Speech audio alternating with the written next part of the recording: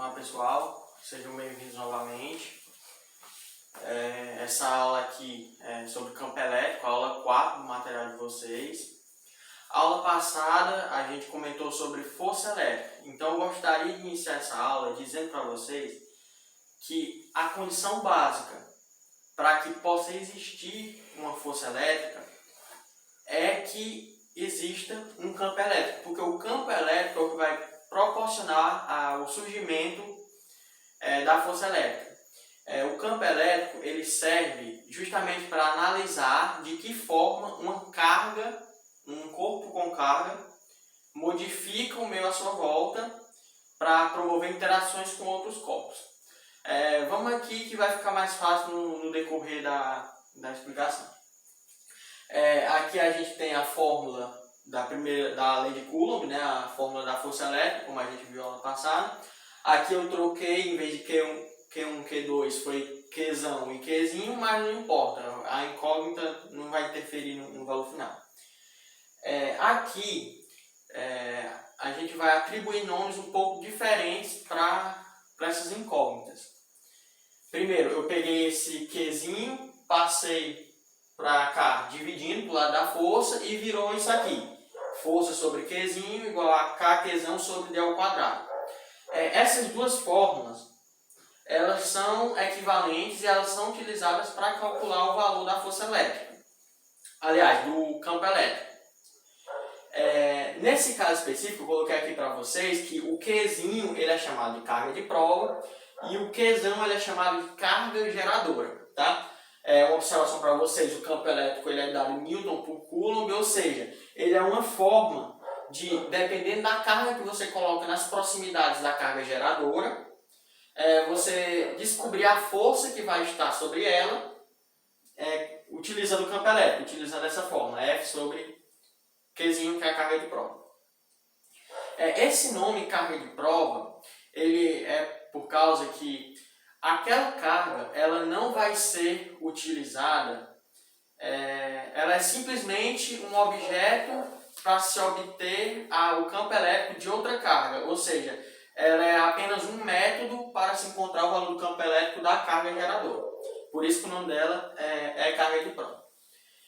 Bem, tanto força elétrica, que eu não comentei na aula passada, mas vou comentar essa aula, força elétrica, campo elétrico, são tudo grandezas vetoriais. Ou seja, aqui é para ter aquela setinha, aqui e aqui que representa vetor. Ou seja, não tem somente módulo, mas tem também direção e sentido. Muitas vezes a gente não coloca, mas é uma notação que, se fosse uma questão aberta, perderia ponto, porque é uma grandeza vetorial. Bem, se é uma grandeza vetorial, a gente tem que analisar de que forma esses vetores se distribuem. Então eu vou fazer o desenho de uma carga positiva e uma carga negativa e vou mostrar como esses vetores se distribuem nessas cargas.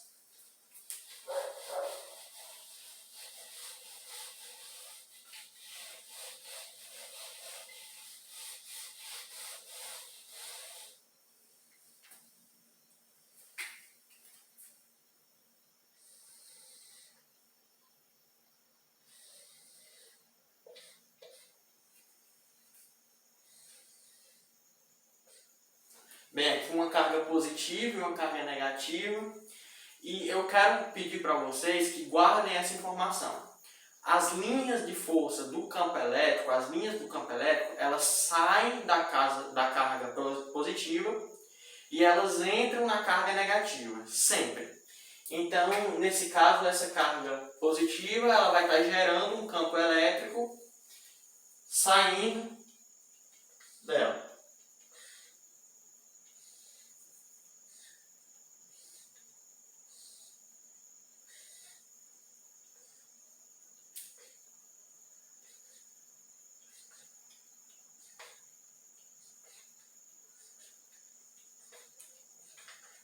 Saindo até onde, professor? Até o infinito.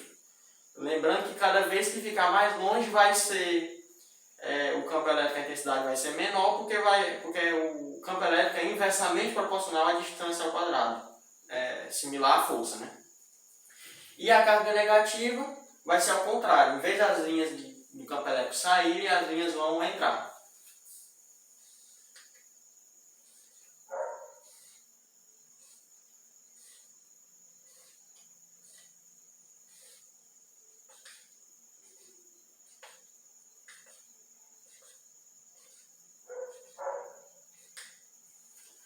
Bem, é mais ou menos essa situação aqui.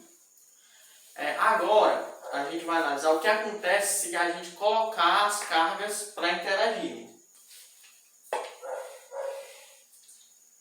Bem, essa carga positiva as linhas estão saindo e essa carga negativa as linhas estão entrando. Quando colocarmos elas para interagirem, a gente vai ter mais ou menos essa situação.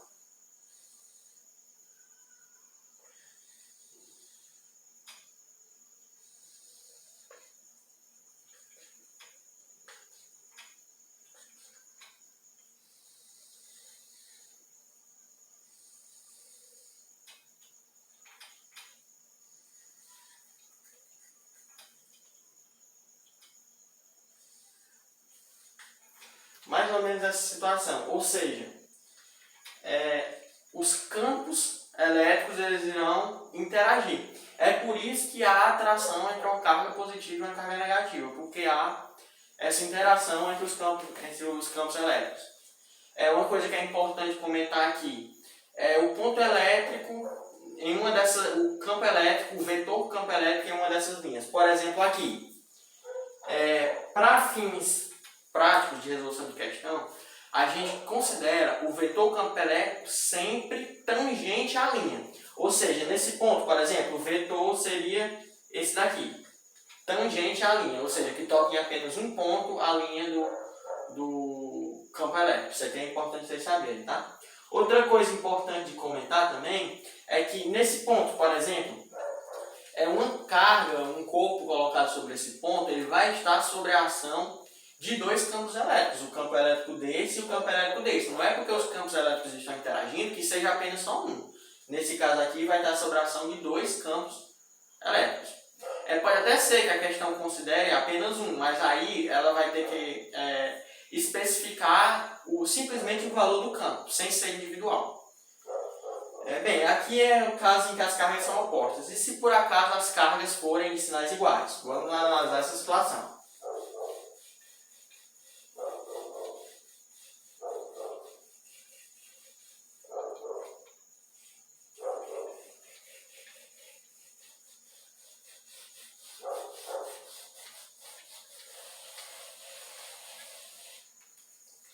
Bem, vamos colocar aqui outra carga de sinal positivo.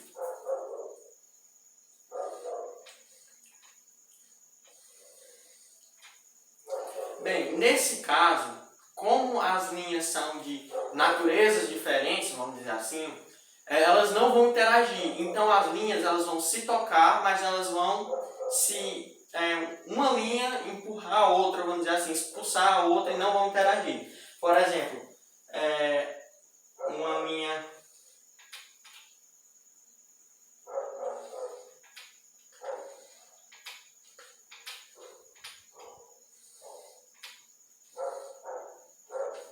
vocês compreendem? Elas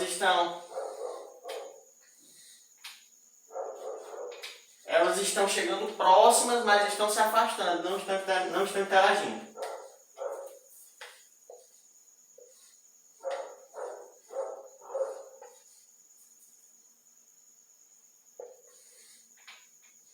E aí vai, tá, pessoal? E é por isso, devido a essa não interação entre as linhas de campo elétrico, que as cargas de sinais iguais, elas não vão se atrair, elas vão se repelir. O mesmo vale para negativo e negativo também. Uma situação que vai ser explorada um pouco mais à frente, mas que é bom comentar agora, é o tal do campo elétrico uniforme. O campo elétrico uniforme é um campo em que essas linhas do campo elétrico elas são paralelas. Não há um local em que as linhas estejam mais próximas e mais na frente, mais distante. Não, elas são paralelas. Em que situação a gente vai ter isso? Eu vou colocar aqui como OBS. Campo uniforme.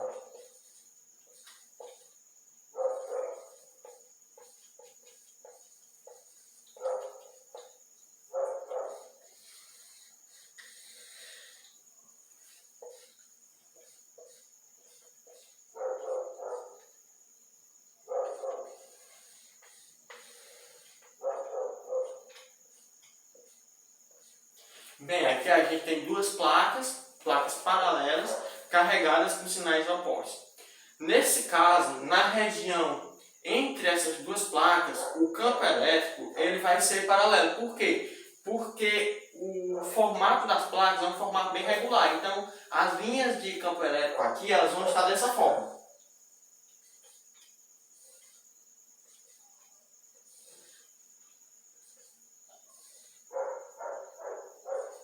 Tudo bem? Então, isso aqui é um campo elétrico uniforme.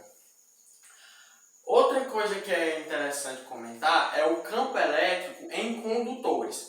Bem, de regra, eu quero que vocês saibam que o campo elétrico no interior de um condutor fechado, ele é nulo. Essa situação é que a gente tem até o experimento, a tal gaiola de Faraday, que foi um experimento que esse cientista ele mostrou que o campo elétrico no condutor fechado é nulo. Ele entrou na gaiola e essa gaiola foi exposta a raios só porque nada aconteceu com ele, porque dentro do condutor não havia campo elétrico. Inclusive, essa é a explicação do porquê que dentro de um carro é seguro contra raios, porque o carro ele vai se comportar como um condutor fechado e dentro do condutor fechado o campo elétrico é nulo. Se o campo elétrico é nulo, não tem força elétrica, não tem corrente elétrica. Os elétrons não se movem, não tem corrente elétrica, tá? Essa é mais uma curiosidade, mas é interessante para vestibulares um pouco mais elaborados, como o Enem, por exemplo. Além disso, o campo elétrico na superfície de um condutor, ele é a metade do campo elétrico próximo ao condutor. É importante que vocês saibam disso também. Essa definição é um pouco mais genérica. Agora a gente vai analisar um condutor esférico. Tá? O comportamento do campo elétrico em um condutor esférico.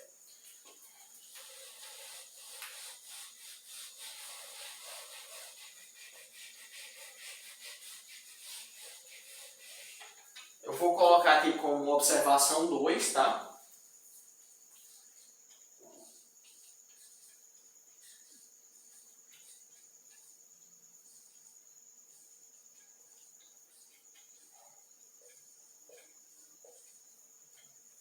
Bem, em um condutor esférico, quais são os pontos que a gente tem que analisar para montar esse gráfico? Primeiro, como a gente viu, o campo elétrico no interior é nulo.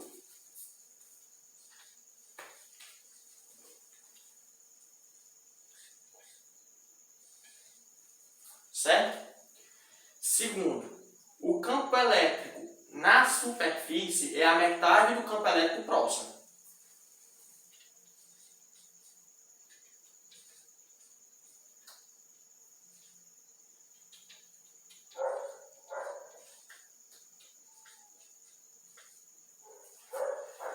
Bem, agora o campo elétrico próximo, a gente vai, utilizando aquela fórmula que foi exposta lá no início da aula, a distância vai ser praticamente o raio. Por quê? Porque a gente está considerando um ponto extremamente próximo. Se ele está extremamente próximo da esfera, praticamente a distância dele até o centro é o próprio raio.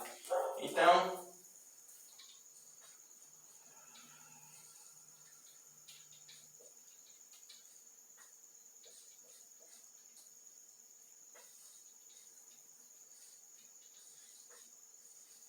dividido por R ao quadrado, tá?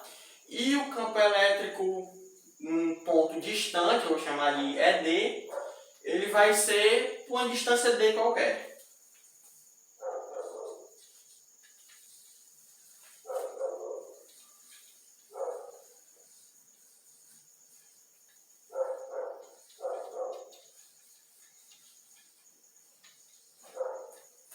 Tudo bem? A partir daqui a gente já pode formar o gráfico.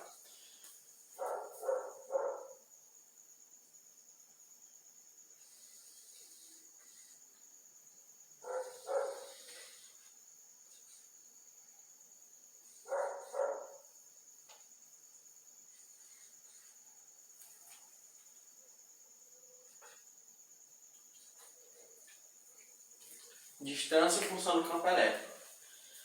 Até chegar na distância R, que é a superfície, o valor do campo elétrico vai ser zero. Vou desenhar aqui a esfera só para ilustrar o que eu estiver representando, tá?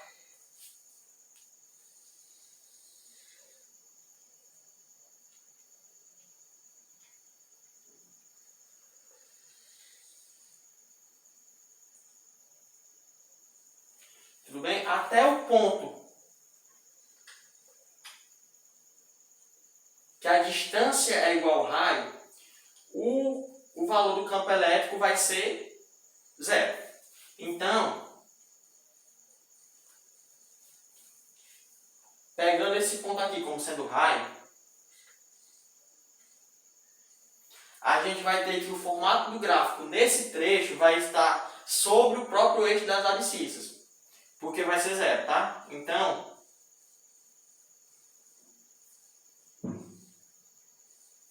o gráfico está aqui, sobre o eixo das abscissas. Bem, mas quando a distância é o próprio raio, o campo elétrico que a gente vai estar analisando não é mais o interno, é o campo elétrico da superfície.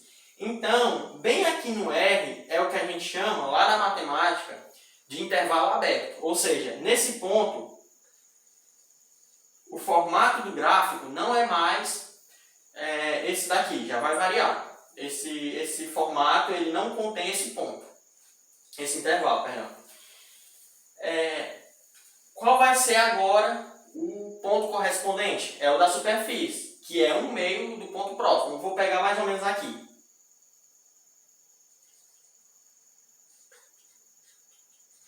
Campo elétrico da superfície. Perceberam? Na verdade, esse ponto é intervalo aberto aqui porque é fechado no ponto correspondente da superfície. E vai ser intervalo aberto também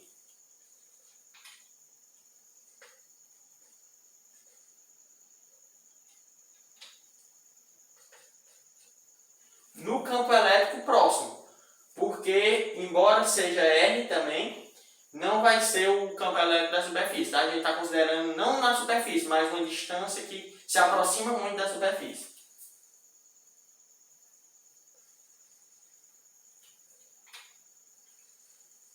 Intervalo aberto aqui também. E a partir desse ponto, o formato não vai variar, vai virar um formato parecido com aquele que a gente viu na força elétrica, um hipérbola.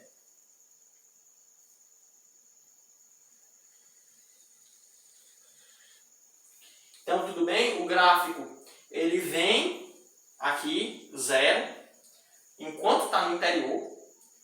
Na superfície, o valor vai ser a metade do próximo, a metade do valor próximo, ou seja, esse pedaço é igual a esse, tá? É a metade. E a partir da superfície, ele vai variar normalmente conforme esse formato aqui, tá? Isso aqui é importante vocês saberem que muitas questões, elas cobram esse conteúdo também.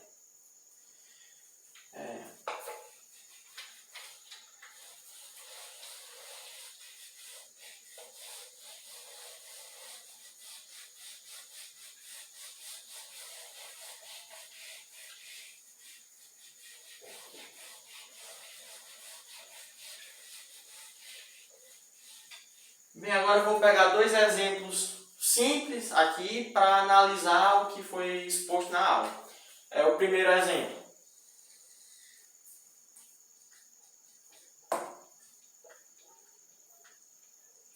Eu vou desenhar aqui a situação, tá? Eu vou pedir o valor do campo elétrico correspondente.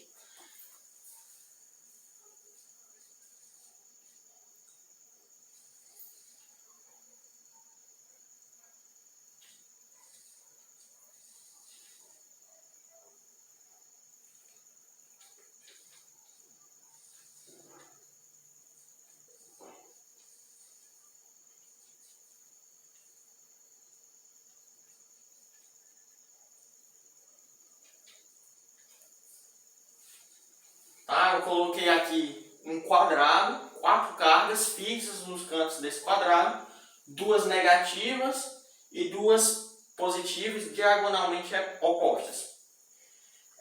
E eu vou perguntar agora o valor do campo elétrico no centro desse quadrado. Bem, sem fórmula nenhuma, não há necessidade de utilizar a fórmula.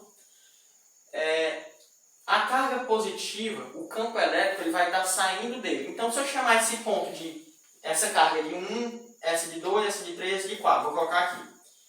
1, 2, 3, 4. Só para ficar mais didático. Eu vou ter aqui um campo saindo de 1, porque ela é positiva. Então eu vou chamar de E1. Já com relação a 3, eu vou ter um campo em sentido oposto. Lembre, são grandezas vetoriais. Se são grandezas vetoriais, além de módulo, elas têm sentido e direção.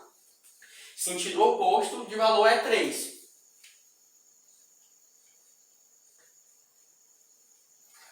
E aqui na carga negativa, na posição 4, a gente vai ter um campo elétrico. Agora, como é negativo entrando, é 4.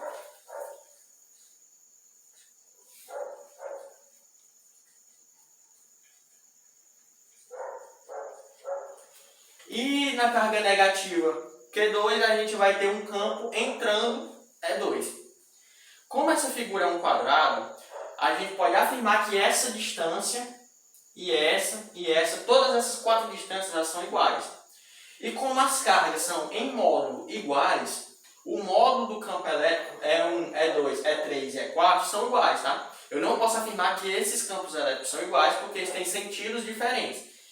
E alguns, inclusive, direções diferentes, ou seja, não são o mesmo vetor. Mas o módulo, o valor absoluto deles são iguais. Então, nesse caso, eu tenho o quê? Como E2 é igual a E4 e eles estão na mesma direção em sentidos opostos, eles se cancelam. Então, E2 cancela com E4 e da mesma forma, E1 cancela com E3. Ou seja, o valor do campo elétrico nesse ponto é nulo. Não há campo elétrico, certo? E agora eu gostaria de pegar uma situação para utilizar um pouco daquelas formas que a gente viu no início da aula. Eu vou pegar uma situação com um campo hipotético, uma carga geradora e, dando a constante, querer saber qual é a distância até a carga. Bem, vamos lá. Eu vou pegar uma situação com um campo elétrico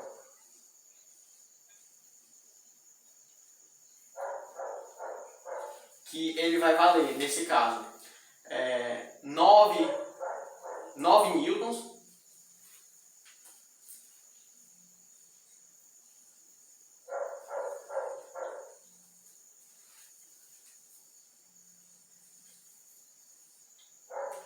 Vamos lá, um campo elétrico 9 newtons por coulomb, perdão, a unidade do campo elétrico é newton por coulomb, 9 newtons por coulomb.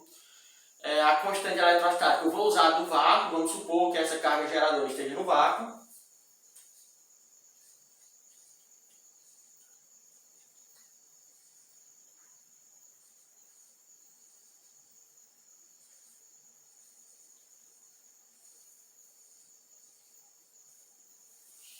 Tá? A unidade newton metro quadrado por coulomb quadrado, como a gente viu na aula passada.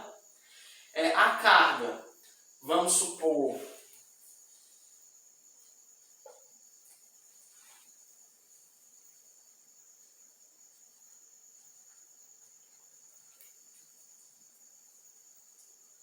vamos supor 25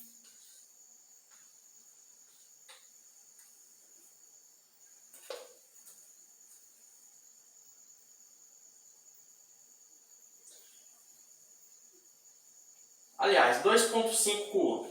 Pronto, 2,5 coulomb.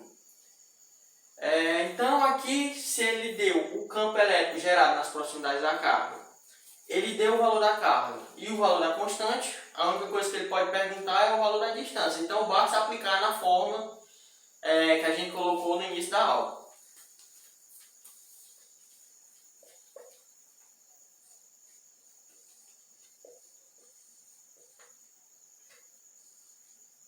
Certo? Tem aquela da força, só porque para essa situação eu vou utilizar essa porque é a mais útil, é a que deve ser utilizada nessa questão especificamente. Mas dependendo da questão, lógico, vocês vão utilizar a que melhor resolver aquele tipo de problema. Então vamos lá, eu vou ter 9, ele vai ser igual a constante eletrostática vezes a carga. Bem, essa carga ela é 25. aliás, ela é 2,5. Eu posso representar ela como 25 por 10, porque 25 por 10 é 2,5. É o que eu vou fazer para facilitar as contas.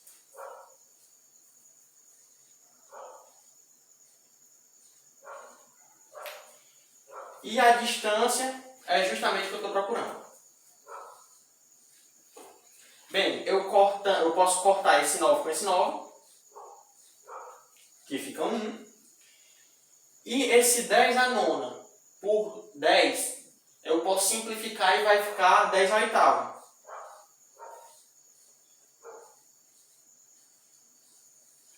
Tudo bem? Vai ficar 10 a oitava. Agora sim, meio pelos extremos.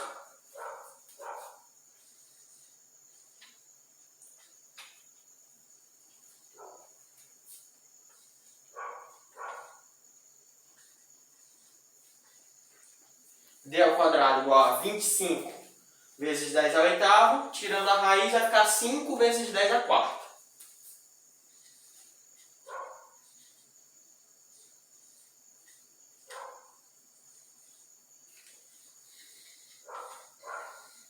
A unidade é metros porque a gente trabalhou a questão toda com unidades do SI. Então, é isso em resumo. O campo elétrico ele gera a força elétrica, ele é uma condição para que a força elétrica exista, e ele mostra como uma carga modifica o meio à sua volta em função, dependendo do meio, porque tem a constante, e dependendo de sua própria carga e da distância que o corpo se situa. Vocês viram que pode ser utilizado tanto essa fórmula, quanto a outra que utiliza uma carga de prova, e a carga de prova recebe esse nome, justamente pelo fato de ela estar sendo usada para encontrar o campo elétrico de outra carga, que é a carga geradora. É isso, pessoal. Espero que vocês tenham gostado.